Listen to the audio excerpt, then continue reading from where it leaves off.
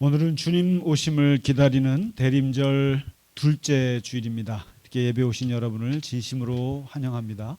우리 다 함께 묵도하시겠습니다.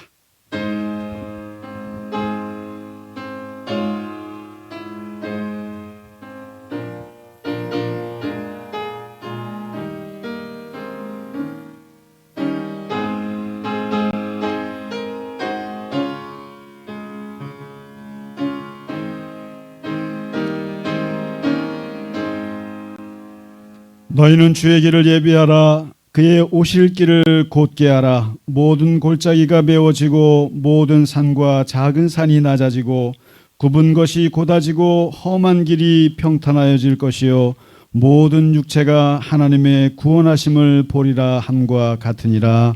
아멘.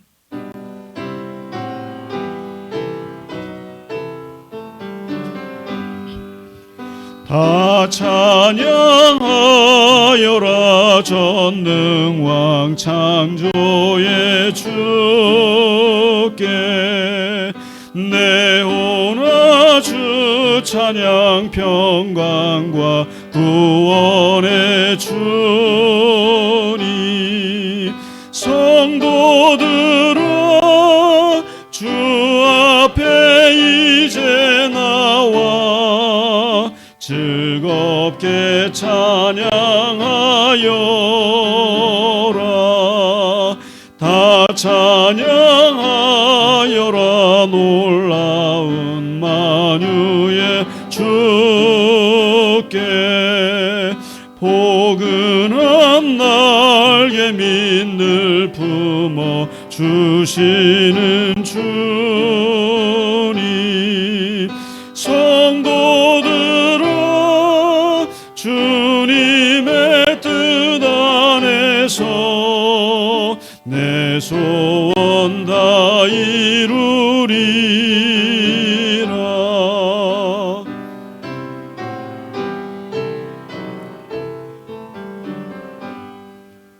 다 찬양하여라. 온 몸과 마음을 바쳐 이 세상 만물이 주 앞에 다 나와 찬양. 성도들아 기쁘게 소리 높여 영원히 찬양하여라.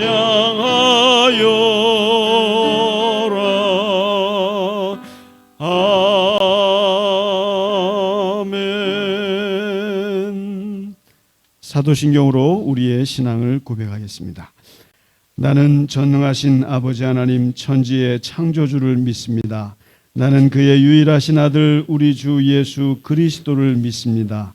그는 성령으로 잉태되어 동정녀 마리아에게서 나시고 본디오 빌라도에게 고난을 받아 십자가에 못 박혀 죽으시고 장사된 지 사흘 만에 죽은 자 가운데서 다시 살아나셨으며 하늘에 오르시어 전능하신 아버지 하나님 우편에 앉아 계시다가 거기로부터 살아있는 자와 죽은 자를 심판하러 오십니다. 나는 성령을 믿으며 거룩한 공교회와 성도의 교제와 죄를 용서받는 것과 몸의 부활과 영생을 믿습니다. 아멘. 오늘의 교독문 대림절 둘째 주 말씀입니다. 이새의 줄기에서 한 싹이 나며 그 뿌리에서 한 가지가 나서 결실할 것이요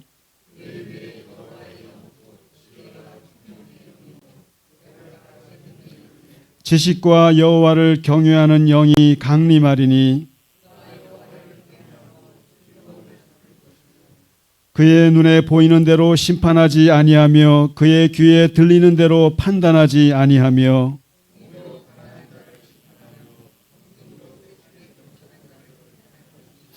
그의 입에 막대기로 세상을 치며 그의 입술의 기운으로 악인을 죽일 것이며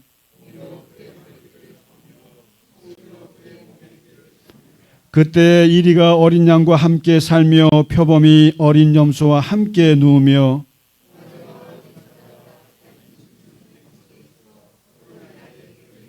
암소와 곰이 함께 먹으며 그것들의 새끼가 함께 엎드리며 사자가 소처럼 풀을 먹을 것이며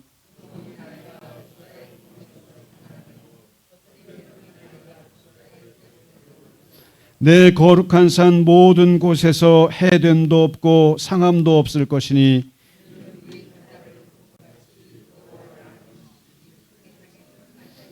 그날에 이새의 뿌리에서 한 싹이 나서 만민의 기치로 설 것이요 열방이 그에게로 돌아오리니 그가 거한 곳이 영화로우리라. 아멘.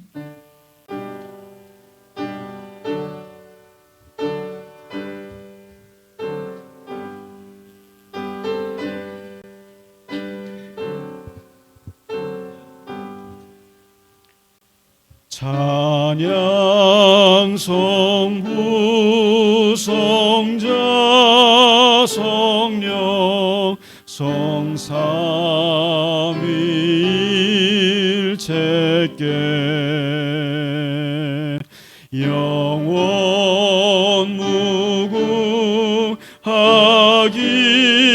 무궁하기까지 영광을 돌리세 영광을 돌리세 아멘.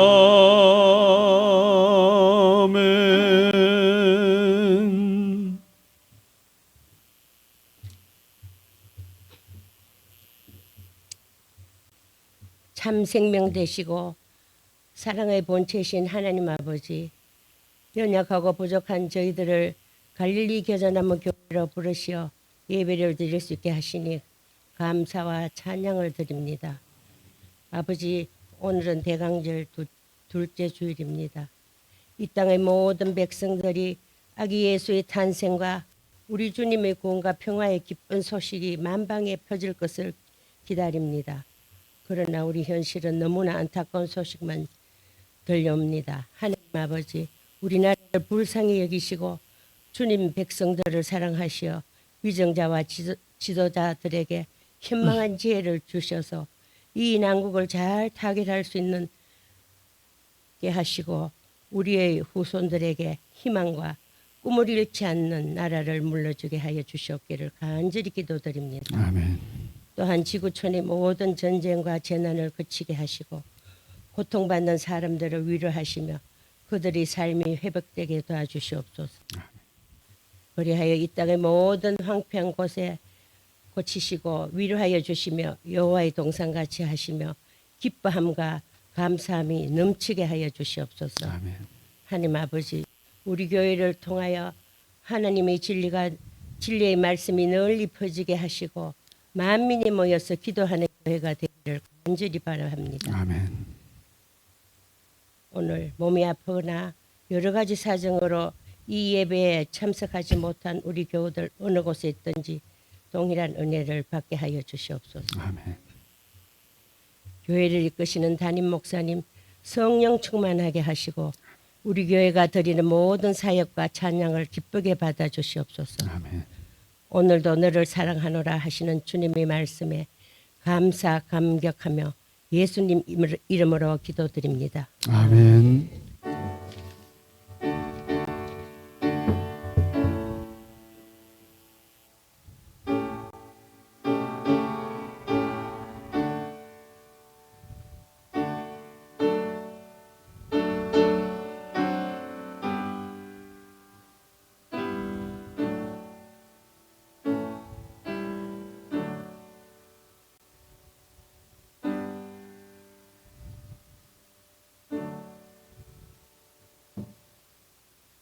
아멘. 찬송가 380장 함께 찬양 드리겠습니다.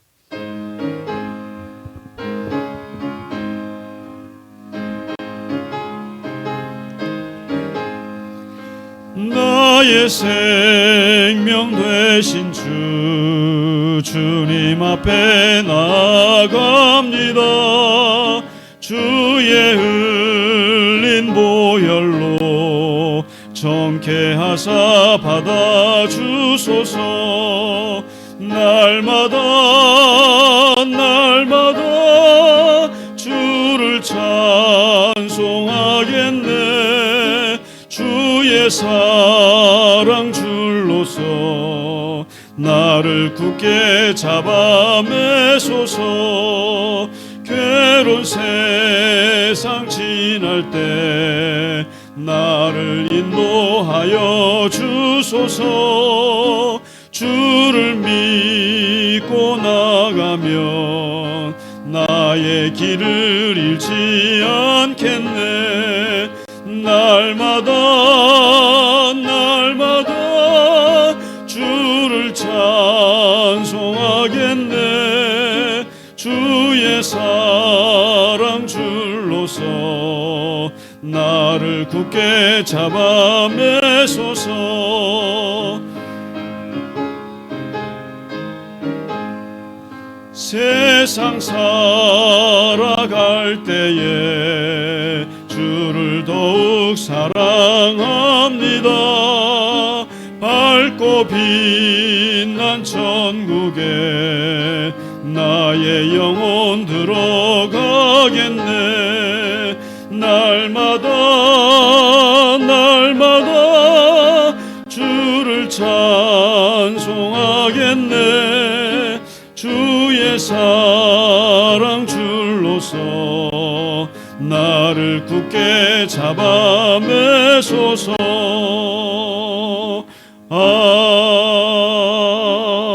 아멘.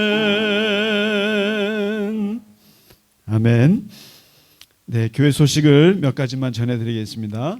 오늘은 주님의 오심을 기다리는 대림절 둘째 주일입니다. 이제 주님을 기다리고 있는데, 오늘 교동문 보시면 개인적으로 제가 아주 좋아하는 말씀입니다. 사실은 이 이사야서의 말씀. 이리가 어린 양과 함께 살고 표범이 어린 염소와 함께 눕고 송아지와 어린 사자와 살찐 짐승이 함께 있어. 이 이사야가 꿈꾸는 이 어마어마한 평화의 나라, 이게 메시아 주님이 오셨을 때 이루어질 나라, 이게 사자와 어린 양이 같이 어울리는 이 나라를 꿈꾸는데, 이게 우리 기독교가 꿈꾸는 세상입니다. 사실은 황인종과 흑인종과 남자와 여자와 가난한 자와 부한 자와 권력 있는 자와 권력이 없는 자가 같이 어울리면서 서로가 포용하고 하나가 되는 그 세상을 꿈꾸는 게 기독교 정신이고, 이게 메시아 사상이거든요. 주님이 오심을 기다리는 게 크리스마스 날 파티를 기다리는 것이 아니라 사실 그 주님의 정신을 우리가 생각하며 기다리는 건데, 그것을 아주 잘 표현한 말씀이 이사야의 이 예언입니다. 오늘 우리가 교동문에 읽었던 말씀, 사실 저는 이 이사야의 이 꿈을 저도 같이 갖고 있거든요. 저도 같이 이런 세상이, 사자와 어린 양이 같이 뒹구는 세상이 가능할까? 불가능하죠. 불가능하지만 그 꿈을 이 주님 안에서 꿀 수 있다라는 거, 이게 대림절의 중요한 말씀인 것 같아서 잠깐 말씀드렸고요. 이제 수요 성경 공부는 2번 남았습니다. 그래서 지난주에 히브리서 11장 믿음장을 우리가 공부를 했고요. 이제 12장과 13장 2번에 걸쳐서 이제 뒷부분에는 히브리서가 말하는 아주 윤리적인 가르침에 대해서 2주를 같이 공부하겠습니다. 자, 그리고 여기 알림에 빠졌는데요. 이제 우리가 성탄절이 이번에는 수요일이에요. 수요일 25일 수요일이고, 그리고 또 새해 신년 첫날이 또 수요일이에요. 그래서 이번에는 수요일 날 우리가 성탄절 예배를 드리고, 또 수요일 날 신년 예배도 이번에 드리려고 합니다. 그래서 그렇게 기억해 주시고요. 또 이제 2024년을 마무리하는 이 사무총회를 22일에 하겠습니다. 22일 성탄절 바로 전주에 우리가 어떻게 올해 살림살이를 했는지, 그리고 내년도에는 어떻게 살림을 또 개혁을 해야 할지, 또 어떤 분들이 또 살림을 맡아서 봉사하실 분을 좀 세울지 이런 것들을 같이 의논하는 시간을 갖도록 하겠습니다. 자, 그리고 아주 즐거운 좋은 소식인데요. 우리 이창림 집사님께서 음악만 하시는 줄 알았는데 또 미술도 하세요. 이거 우리 교회는 도대체 어떤 교회인지 모르겠어요. 우리 심장로님도 보면은 조각가신 줄 알았는데 회화도 하시고 사진도 찍으시고 하시고 아주 사실 보면은 굉장히 많아요. 우리 여러분 여기 저기 안신영 권사님도 하시고 또 공예 하세요. 저분이 또 공예를 하시고 박정희 권사님 또 그림 그리시고 하는데 이번에 우리 이찬희 집사님께서 그림을 그리셨어요. 그래서 전시를 하는데 또 저기 전시만 할 게 아니라 저것까지 해요. 또 노래하시는 분이라 또 이 공연도 하신대요. 그게 내일인데 우리가 얼마나 가실 수 있는지 이따가 차를 마시면서 좀 의논을 하도록 하겠습니다. 그래서 전시는 20일까지 이렇게 하게 돼 있는데 같이들 한번 갈 수 있는 시간을 가지면 좋겠고요. 아울러서 이건 여러분께 오늘 좀 여쭙겠습니다. 지금 국립중앙미술관인가요? 거기서 용산에 있죠. 거기서 그 비엔나 1900이라는 전시회를 하는데 개인적으로 제가 꼭 우리 교인분들이랑 꼭 같이 가고 싶은 전시회예요. 지금 오스트리아 빈이 1900년대가 가장 예술적으로 활발할 때였는데 그때의 클림트라고 아시죠? 그리고 뭐 에곤 실레라고 하는 이런 분들의 작품들이 191점이 왔대요. 어마어마하게 많이 와가지고 지금 예약이 안 될 정도로 아주 그런데 주일에 우리가 예배 마치고 식사하고 가서 한번 같이 봤으면 좋겠어요. 그리고 특히 저 같은 사람은 거의 2만 원 돈 내야 되는데 우리 65세만 넘으시면 8,000원만 내시면 됩니다. 그래서 오늘 몇 분 가실지 말씀해 주시면은 한번 우리가 참 그렇잖아요. 지금 아까 우리 권사님 기도하셨지만 시국도 시국이 참 놀랍고 참 다들 생각들이 복잡하실 것 같아요. 뭐 말은 안 해도 참 복잡한 심경들일 거예요. 그런 중이고 또 이게 또 크리스마스를 다가오는 이럴 때 이 시국이 이러면 참 목사들은 힘들어요. 정말 힘들어요. 이게 크리스마스 주님을 맞이하는 이 좋은 때에 이런 어려움들도 같이 있습니다만은 그래서 하나님께서 보호하사 우리나라를 잘 회복하게 하실 줄 믿습니다. 미국에서도 그랬잖아요. 참 두 얼굴을 가진 나라인 것 같다. K컬처로 세계를 휩쓰는 그 얼굴과 또 생각지 않은 그런 일들을 벌이는 이런 두 얼굴을 가진 나라고 참 민주적인 회복력이 뛰어난 나라다고 온 세계가 이렇게 보고 있는데 우리나라는 하나님 보호하사 잘 되리라 믿습니다. 네, 그런 의미에서 우리 교우분들과 함께 좀 미술 전시회를 좀 가고 싶었어요. 그래서 오늘 그러니까 주일날 끝나고 밥 먹고 바로 출발하려고 그래요. 출발해서 거기서 한두 시간 보고 거기서 커피도 마시고 헤어지는 걸로. 그러니까 다른 날은 어려울 것 같아요. 주일날이 제일 좋을 것 같아서 그래서 나 가겠소 8,000원 내고 가겠소 하시면 오늘 꼭 김영실 전생한테 알려주세요. 그러면은 그 인원에 맞춰서 예약을 해야 되니까.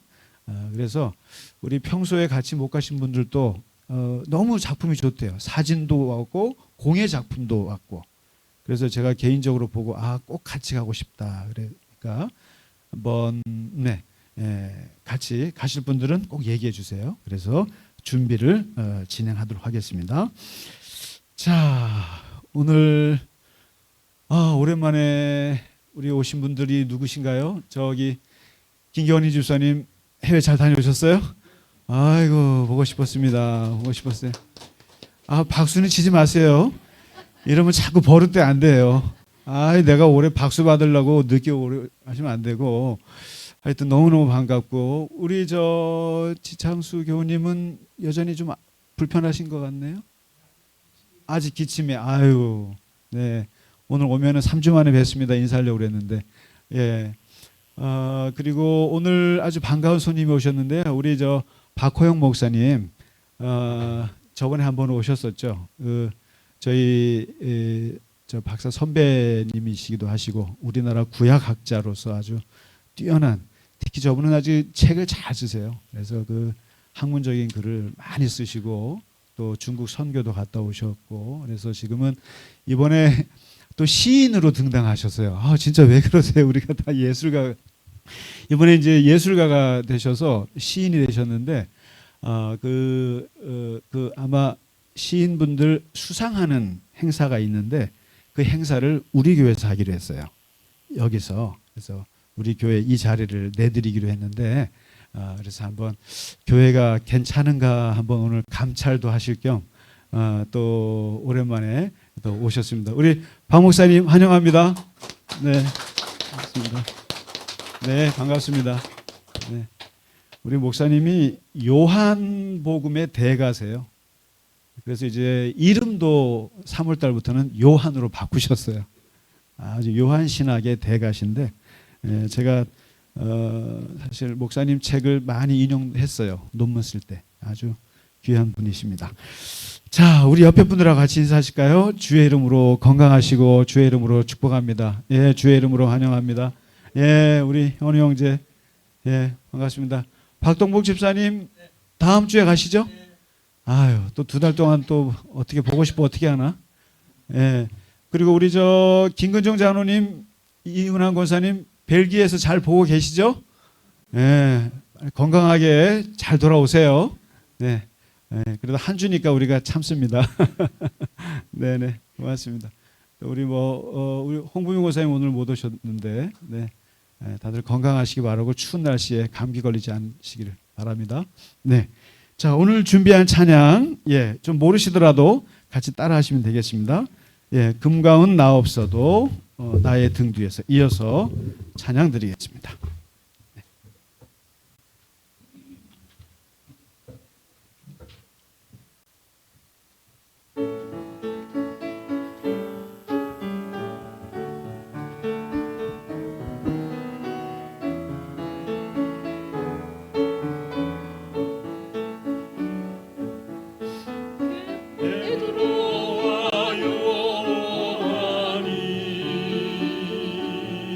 기도하니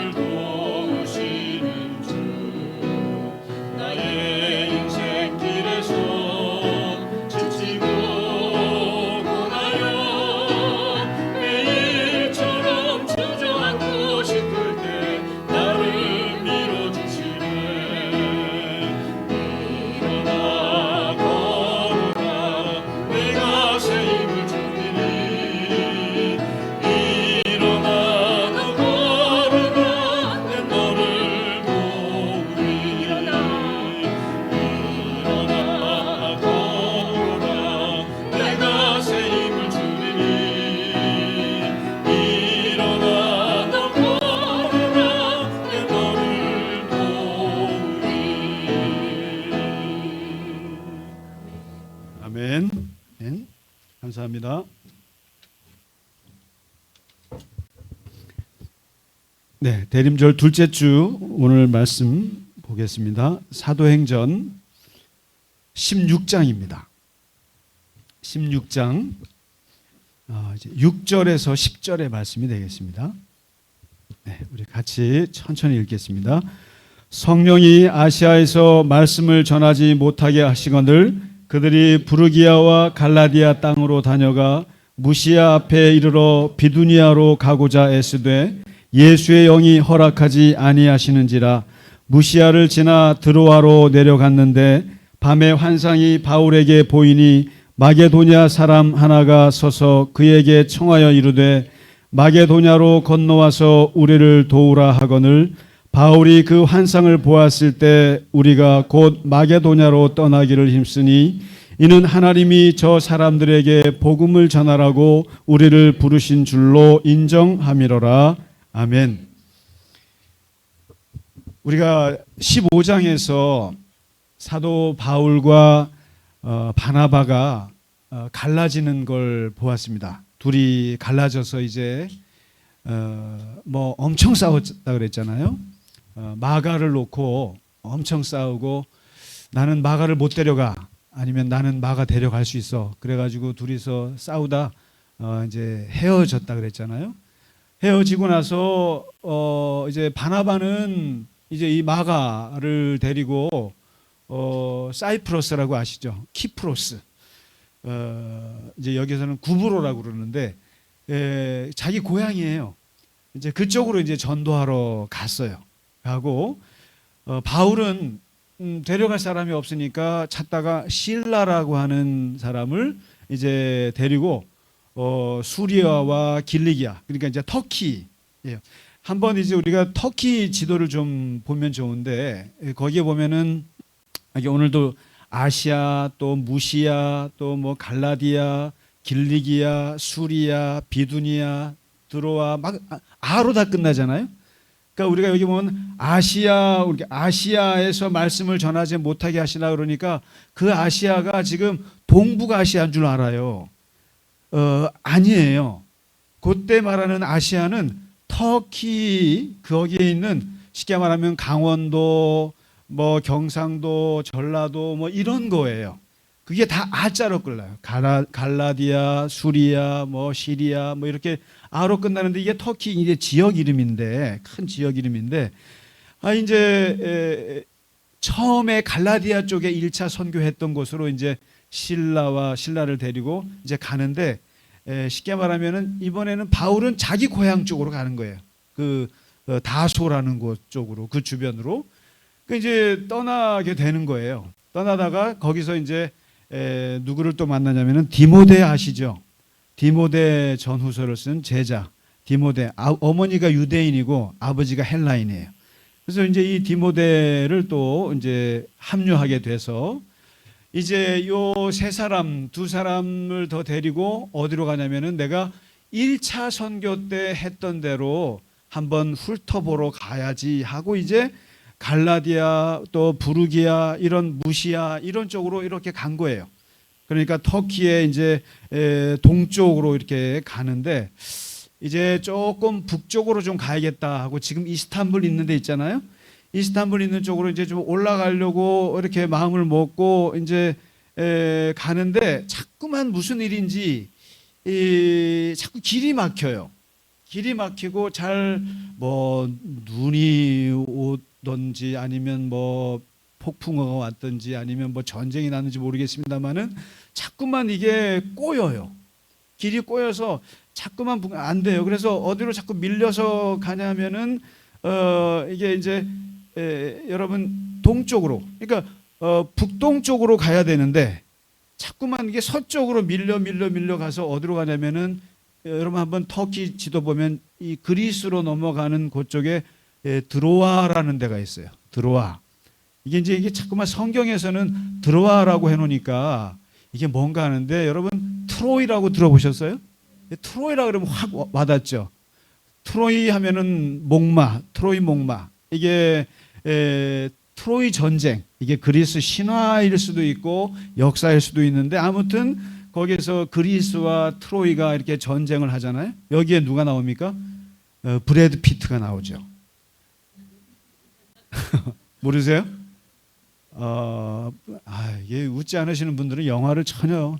그래서 우리가 이 영화 이거 샀잖아요. 이거 우리가 전자칠판에 영화 나오니까 이제 12월 달부터 우리가 영화 볼 텐데 거기 보면은 아킬레스하고 헥토르하고 브래드 피트가 이 아킬레스 멋있게 나오지 않습니까? 헥토르하고 그게 이 트로이 전쟁의 이야기잖아요. 근데 그게 바로 그 드로아에서 벌어진. 그래서 그 트로이 목마를 그리스가 이렇게 놓고 도망갔더니만 이거를 그냥 전리품인 줄 가져갔다가 딱 성 안에 가져갔더니 거기서 그냥 특수부대들이 나와가지고 그냥 이겨버린 거 아니에요? 바로 이 트로이에 이제 도착을 해서 우리가 저기 이스탄불 쪽으로 가야 되는데 하고 이제 그날 자는데 바울이 한밤중에 환상을 봐요.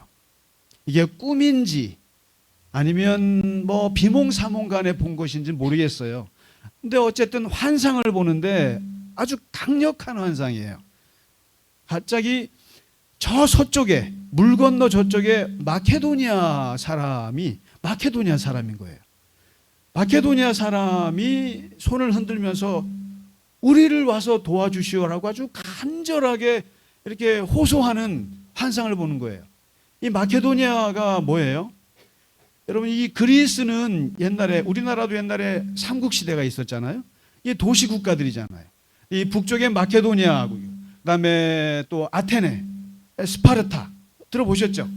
이런 나라들이 이렇게 있는데 그 마케도니아에 있는 사람이 또 이 마케도니아가 어떤 곳이에요?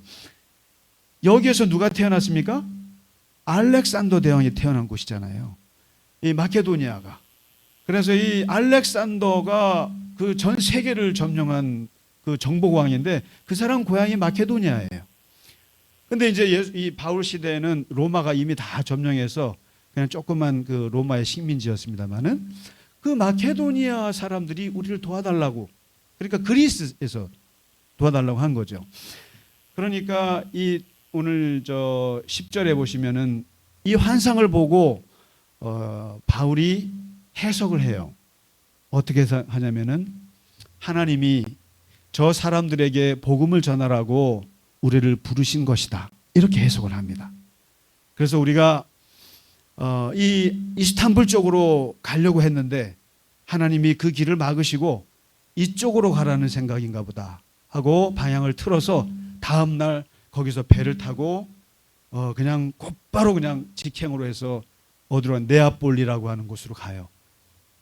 이 네아폴리라고 하는 것이 뭐냐면 뉴폴리스 신도시라고 이름 붙여진 곳인데 거기에 도착합니다. 그리스 땅이에요. 여러분 혹시 저랑 같이 그리스 가신 분 기억나세요? 그 네아폴리 그 땅에서 그 그리스 정교회에서 예배를 드렸잖아요. 바로 바울이 처음 도착한 유럽의 첫 땅이 네아폴리예요. 자, 여기서 오늘 이 사건은 역사를 바꾸는 환상이에요. 원래 바울은 동쪽, 북동쪽 어쩌면 진짜로 여기서 이렇게 넘어와서 정말 지금 우리가 사는 아시아로 복음이 넘어왔을 수도 있었을 거예요. 그런데 이 트로이라고 하는 곳에서 하나님이 방향을 트셔서 옆쪽으로 가는 바람에 그리스로 넘어가면서 유럽으로 복음이 전파되는 첫 번째 사건이 여기서 벌어지는 거예요. 참 우리로서는 별로 좋은 건 아니에요. 이게 갑자기 하나님께서 방향을 트시면서 그리스로 복음이 들어가고 이 바람에 로마가 복음화되고 이 바람에 유럽이 복음화되고 그리고 한참 후에 영국에서 어디로 넘어갑니까? 미국으로 넘어가죠. 그리고 그 미국으로 가서 그 미국에서 태평양을 건너서 140년 전에 우리나라로 복음이 들어온 거죠. 그러니까 만일에 바울이 동쪽으로 틀었으면 모를 일이에요. 근데 아무튼 이 역사적인 사건이 오늘 이 사건인데 바울이 원래 계획은 그쪽이었어요. 그리고 바울의 입장에서 이 그리스는 별로 생각하고 싶지 않아요. 여러분, 그리스하고 터키가 사이가 좋을까요? 나쁠까요? 그리스하고 터키하고 축구를 하면 어떤 느낌일까요? 한일전을 생각하시면 딱 맞아요. 한일전.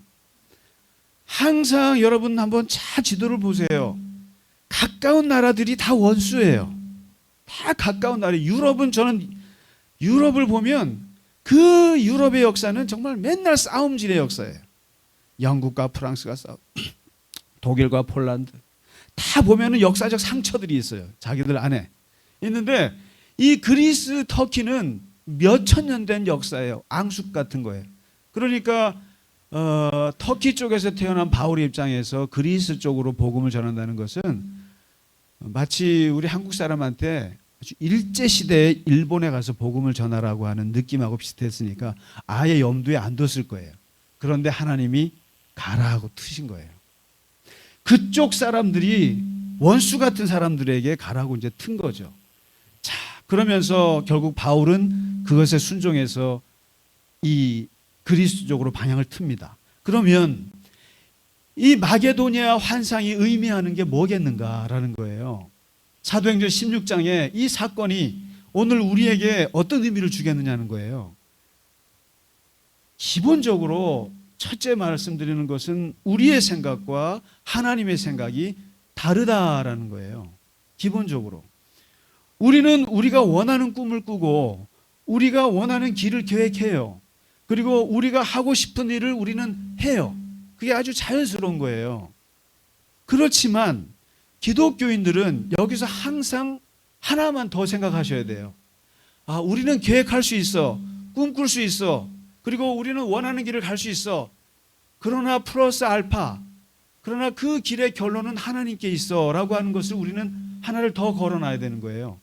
그래서 잠언 16장 9절에서 말하는 유명한 구절이 뭐겠어요? 사람이 마음으로 자기의 길을 계획할 수 있어. 그러나 그 걸음을 인도하시는 분은 여호와시니까 충분히 계획해, 충분히 꿈을 꿔. 그러나 결론은 하나님께 있다는 것만 너가 하나님께 드려야 돼. 이 얘기거든요. 그러니까 하나님께서 75세 하란에 있는 아브라함을 불렀을 때 그에게 큰 민족을 이루고 이름을 창대하게 할 것이고 복의 근원이 될 것이고 자식을 많이 줄 것이고 땅을 많이 줄 거라고 축복을 하셨어요. 그리고 그 꿈을 가지고 아브라함이 열심히 그 길을 가서 가나안 땅으로, 지금 이스라엘 땅으로 걸어가고 갔어요.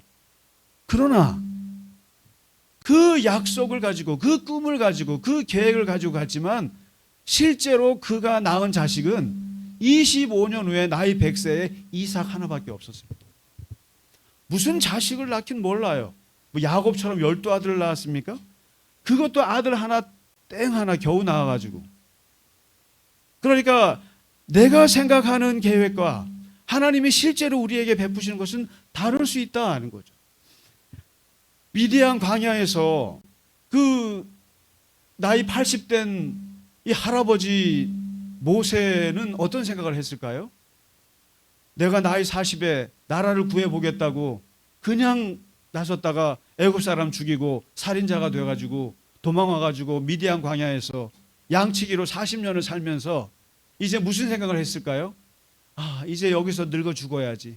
조용히 늙어 죽어야지. 내가 조용히 살다가 조용히 양치기로 죽으리라. 이런 생각이었단 말이에요. 그런데 놀랍게도 하나님은 그런 글을 들어서 40년을 민족의 지도자로 쓰셨다라니까요. 그러니까 이 성경은 참 재밌는 책이에요. 우리의 생각과 하나님의 생각은 달라도 너무너무 달라요. 내가 자식을 엄청 많이 낳아야지 하고 갔는데 딸랑 하나 낳았어요. 그래, 나는 이제 늙어서 죽어야지, 조용히 죽어야지 하는데 하나님이 들어서서 역사의 중심에다 그냥 던져 놓으시는 거예요. 다른 거예요. 그렇기 때문에 이 기독교인들은 자기의 인생을 계획할 때 항상 하나님의 변수가 어떤지에 대한 아주 예민한 감각을 가지고 있을 필요가 있다는 거예요. 그래서 이사야는 뭐라고 말하냐면 내 생각은 너희 생각과 다르다. 내 길은 너희의 길과 다르다. 내 길은 너희의 길보다 높고 내 생각은 너희의 생각보다 높다라고 이사야가 말하거든요. 그러니까 근본적으로 오늘 지금 바울이 나는 북쪽으로 갈 거야, 이스탄불 쪽으로 갈 거야 라고 했지만 하나님은 아니 유럽으로 가라고 하신 거예요. 그러면은 거기에 바울은 해야죠. 방향을 트는 거죠.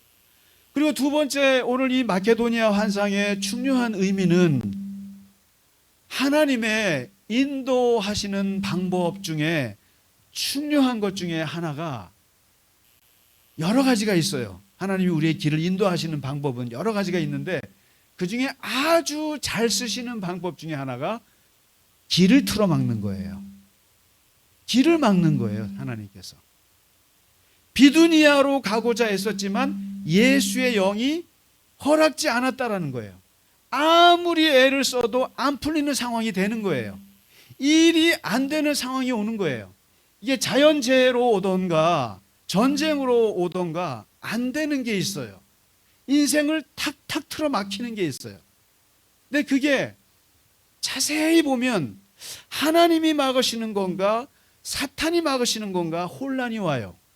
이 두 가지가. 요나에게 하나님의 말씀이 떨어졌어요. 민족의 원수 같은 나라 아시리아의 수도 니느웨에 가서 복음을 전해라.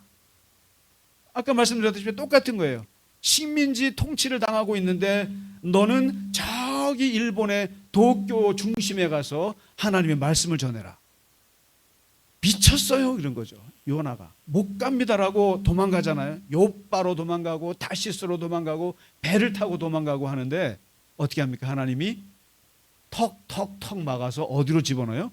물고기 뱃속으로 집어넣지 않습니까? 그렇게 막으실 때 어떻게 할 것이냐? 요셉이 어렸을 때 꿈을 너무 잘 꿔가지고 꿈을 꿨더니 우리 아버지 어머니가 나한테 절을 하고 우리 형들이 나한테 절을 하고 세상이 나한테 절을 하는 꿈을 꾸면서 내가 세상에서 왕이 되겠구나 하고 꿈을 꿨지 않습니까? 그리고 나는 이런 사람이 되겠다라고 어렸을 때부터 형들한테 갑질했잖아요. 형들이 일 잘하나 못하나 다 감독하고 고자질하는 일을 했지 않습니까? 그런데 그 꿈을 이루기 위해서 어떻게 하나 했더니 하나님이 어떻게 하십니까? 노예로 팔려가게 하지 않습니까? 노예로 팔려가는 것도 모자라서 감옥으로 끌려가지 않습니까? 그랬을 때 요셉의 길을 하나님이 턱턱턱 막았을 때 어떻게 할 거냐라는 거예요. 어떻게 할 거냐? 그 마이크 타이슨이라고 들어보셨어요? 마이크 타이슨. 이 사람이 대단한 복서지 않습니까? 이번에 최근에 59세가 됐더라고요, 벌써. 59세가 됐는데 20대에 잘 나가는 복서와 이 매치를 했어요. 그래 아주 세계적인 이벤트가 됐어요. 60에 가까운 나이에 마이크 타이슨이 20대 잘 나가는 복서랑 붙었을 때 사람들은 뭘 기대합니까? 옛날에 그 핵펀치를 할 수 있나? 못하나? 그래서 제가 사실 좀 봤어요, 그거를. 그 옛날 실력이 나오나? 안 나오죠. 다운되지 않은 것만 해도 다행인데 그 마이크 타이슨이 아주 잘 나갈 때 했던 그 사람이 했던 명언이 몇 가지가 있어요. 명언이 몇 가지 있는데 그 중에 제일 유명한 명언이 하나 있어요. 너무너무 재밌는 명언인데 뭐냐면 저거예요. 누구나 그럴싸한 계획을 갖고 있지 실컷 처맞기 전까지는. 이 영어는 우리 현우 형제가 읽어야 되는데 Everyone has a plan until they get punched in the mouth. 그러니까 실컷 처맞기 전까지는 다 계획을 갖고 있다라는 거예요.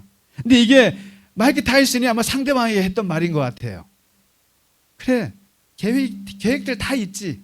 근데 나한테 한번 핵펀치 얻어맞기 전까지는 요렇게 칠 거야, 요렇게 칠 거야, 요렇게 칠 거야. 다 계획은 잡지. 그러나 한번 실컷 처먹고 나서는 이제 알게 되는 거죠. 근데 이건 명언 중에 명언이에요. 이거를 우리가 좀 거친 표현이어서 그렇지 똑같아요. 우리는 다 꿈을 꾸죠. 우리는 다 계획을 갖고 있죠. 하나님한테 처맞기 전까지는. 하나님한테 맡기 전까지는 다 계획이 있어요. 우리. 다 꿈이 있어요. 그런데 이게 하다 보면 하나님이 툭툭 건드신단 말이죠. 툭툭.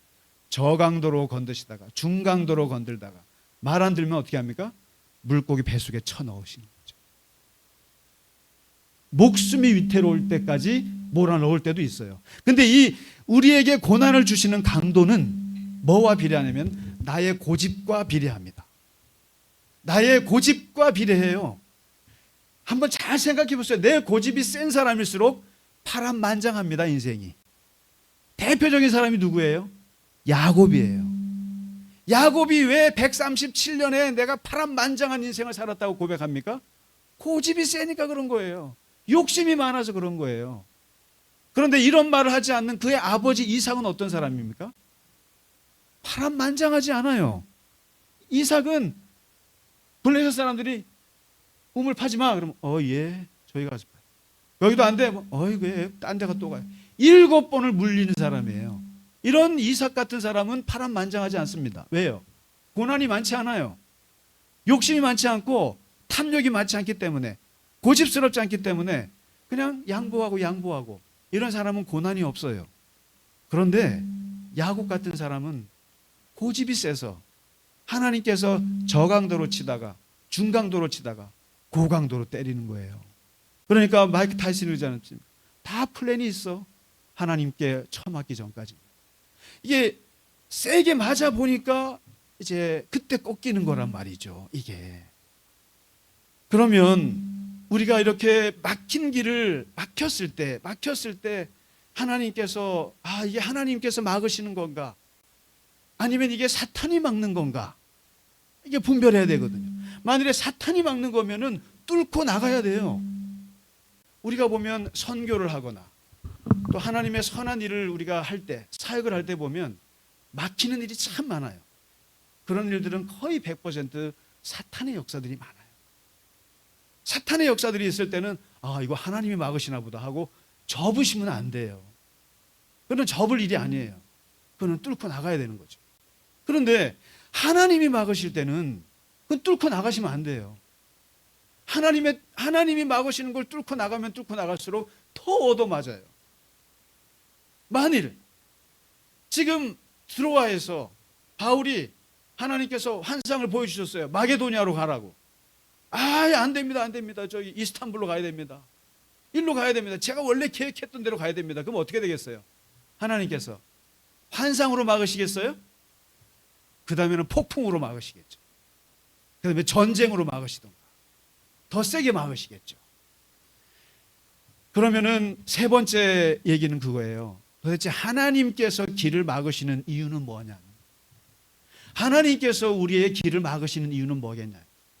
우리가 가는 길이 꼴사나워서 그러시겠어요? 아니라는 거죠. 그것은 분명히 잘못된 길이거나 두 번째, 더 나은 하나님의 계획이 있기 때문인 거죠. 물론 지금 바울이 비두니아 쪽으로 저 북쪽으로 가도 돼요. 그러나 하나님께서는 더 나은 길을 열기 위해서 이쪽 서쪽으로 길을 여신 거거든요. 그래서 아일랜드 속담에, 아일랜드 아시죠? 저 영국 쪽에 브리티시 연방이죠. 거기에 속담 중에 이런 속담이 있대요. 만약 신이 하나님이 한쪽 문을 닫으면 하나님은 다른 쪽 문을 여신다. 하나님은 항상 한쪽 문을 닫을 때 다른 문을 항상 여실 생각으로 닫는다는 거예요.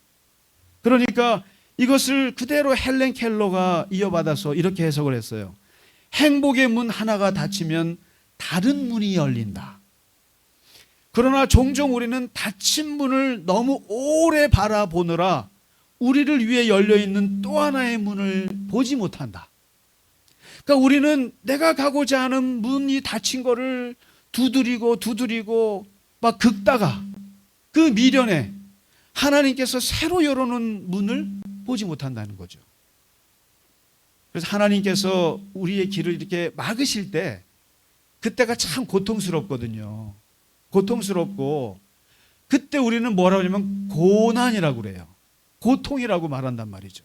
그런데 항상 하나님께서 길을 막으실 때는 하나님께서 다른 길을 열어놓으신다고 생각하시라는 거죠. 그런 면에서 사실 우리 교우분들 다들 인생 돌아보시면 파란만장하지 않으세요? 파란만장. 지난주에 수요일 날 우리 수요 성경 공부하고 이렇게 교제하는데 어느 교우분이 그러세요. 우리 손녀가 한국에서 미술 학교를 떨어졌다는 거예요. 떨어져가지고 할 수 없이 미국에 갔는데 미국에서 지금 최고 아트 스쿨에서 지금 올한 이게 어드미션이 왔다는 거예요. 그래서 제가 그랬어요. 한국에서 공부 못한 사람은 다 미국 가시면 1등합니다. 그러니까 세상에서 꼴찌하는 사람은 앞에서 꼴찌하면은 뒤로 돌아서면은 1등이에요. 그러니까 앞에 길은 막히면 뒤를 돌아서셔야 되는 거예요. 뒤를 돌아서면 1등이라니까요. 그러니까 제가 아는 분도 이런 얘기를 해요. 그 두 아들이 있었는데 첫째 아들은 너무너무 공부 잘했대요. 너무너무 공부 잘해서 그냥 뭐 좋은 대학 가고 해갖고 교육 쪽에서 장학사가 돼서 그냥 잘 나가고, 둘째 아들은 공부를 너무 못해가지고 중학교만 나와가지고 그냥 일했는데, 내 30년 후의 결론은 뭐냐? 둘째 아들은 음식 만드는 메밀국수를 기가 막히게 잘하는 기술이 있어가지고 춘천에서 메밀국수를 해서 제일 잘 나가는 메밀국수 사장이 되시고, 그 형님은 장학사 공무원 은퇴하고 그 동생 식당에 주차 요원을 하고 있어요. 그러니까 그럼 둘 다 인생이 잘 사나 이거 판단할 건 아닙니다만, 중요한 건 하나님께서 길을 막으실 때는 다른 길이 있고 더 좋은 길이 있을 수 있다는 거 아니겠어요? 사실은 참 어떤 면에서는 저도 이 부분에서 할 말이 참 많아요. 개인적으로 너무너무 저는 하나님이 길을 너무 많이 막으셔갖고 정말 어쩌면 저야말로, 제가 참 부끄러운 얘기입니다만은 저는 정말 교수가 되는 줄 알았어요. 주변에서 다 김상기는 교수가 될 거야 그랬어요. 그래서 저는 그 꿈만을 향해서 했지만, 여러분 아시다시피 저는 어디 있습니까? 지금 이 자리에 있습니다. 그리고 잠깐 교수도 했어요, 물론. 그러나 놀랍게도 한 번도 이상하게 하나님이 목회의 자리를 떠나지 못하게 했으니까요. 심지어 군대 가서조차도 그 담임 목회를 했으니까. 공부하러 미국 갔을 때도 거기서도 굳이 하나님께서 교회를 꼭 맡게 하셨고, 교회를 희한하게 떠나지 못하게 하신 이유가 뭘까? 그리고 모든 사정이 나빠져서 이제는 목회를 나는 못하겠구나라고 할 때도 하여튼 여러분이 저를 또 그렇게, 하나님이 여러분을 들어 쓰셔서 그러지 몰라도 못 벗어나게 하시는 거예요. 그러면 제가 어떻게 생각하겠습니까? 죽어도 나는 교수가 될 거예요. 제가 그랬겠어요? 아닌 건 아닌 거예요. 그래서 하나님이 막으셨으면 거기에 빨리 순종하고 그 길로 가야 되는 거죠. 오늘 바울이 이 환상을 보고 어떻게 했습니까? 바로 순종했어요. 바로 순종하고 방향을 틀어서 유럽으로 길을 열었습니다. 하나님 앞에 하나님이 우리 길을 막으실 때 잘 분별하시고, 그리고 정말 이 길이라고 새로운 길을 여셨을 때 하나님 앞에 순종해서 하나님의 복 되시는 그 길을 가시기를 주의 이름으로 간절히 축원합니다. 우리 함께 찬양하고 예배 마치겠습니다. 좋으신 하나님 찬양하겠습니다.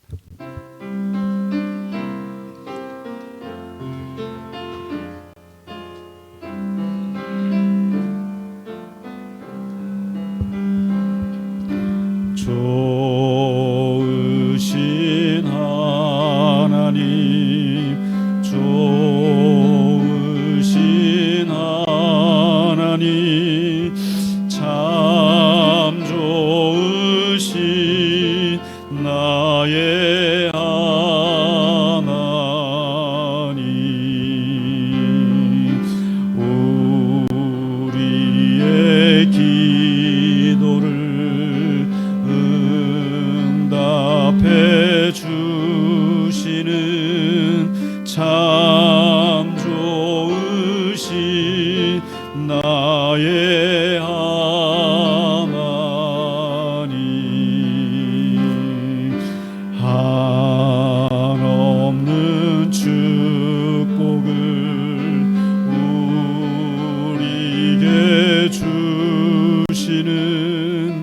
참 좋으신 나의 하나. 다 같이 일어나셔서 같이 찬양하겠습니다. 좋으신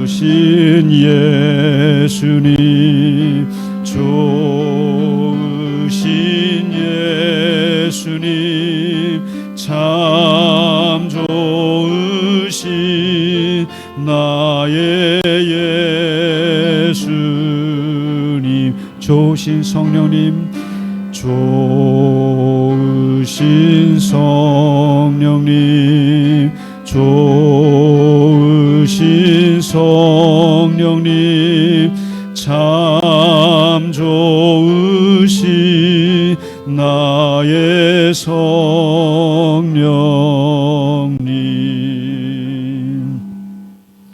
지금까지 우리를 에베네셀로 인도하신 하나님의 은혜에 감사합니다. 지금까지 하나님과 더불어 우리의 인생의 길을 걸어올 때 하나님께서 우리의 길을 때때로 막으시고 새로운 길을 열어주신 것 감사합니다. 아버지 하나님께서 우리를 막지 아니하셨으면, 하나님께서 우리에게 고난을 주지 않으셨으면 우리가 하나님을 알지 못했을 뻔했습니다. 우리가 하나님이 살아계신 것을 모를 뻔했습니다. 하나님께서 우리의 길을 인도하셨고 지금도 인도하고 계시고 앞으로도 인도하실 걸 믿고, 하나님, 우리가 주와 더불어 함께 길을 가게 하여 주시옵소서. 주님께서 길을 막으실 때 우리가 순종하며 새롭게 여실 새로운 문을 향해서 나아갈 수 있는 힘과 능력과 용기와 믿음을 더하여 주시옵소서. 그러나 아버지 하나님, 사탄이 우리의 길을 막을 때는 담대히 뚫고 나갈 수 있는 능력과 힘을 우리에게 허락하여 주시옵소서. 아버지 하나님, 갈릴리 겨자나무 교회의 모든 교우분들에게 한없는 하나님의 능력과 사랑을 베풀어 주셔서 하나님과 더불어 그 길을 가게 하여 주시옵시고, 하나님 앞에 순종하게 하시고 우리가 주의 인도하심에 따라 하나님 나라의 그 길을 갈 수 있도록 함께하여 주시옵소서. 하나님, 이 시간 주 앞에 드린 예물 위에도 함께 하시고 주께서 복을 주시사 그 손길을 기억하시며 하는 모든 일이 잘 되게 하시고 하나님께서 길을 열어주셔서 우리에게 주시는 복대로 하나님 이 땅을 기뻐하며 살아갈 수 있도록 함께하여 주시옵소서. 이제는 우리 주 예수 그리스도의 크신 은혜와 하나님 아버지의 지극하신 사랑하심과 성령님의 감화 감동 위로와 교통하심이 오늘 주님께 예배하고 세상 속에서 승리하며 살아가기를 원하는 모든 교우분들 머리 위에 이제로부터 영원까지 함께 하시기를 간절히 축원하나이다. 아멘.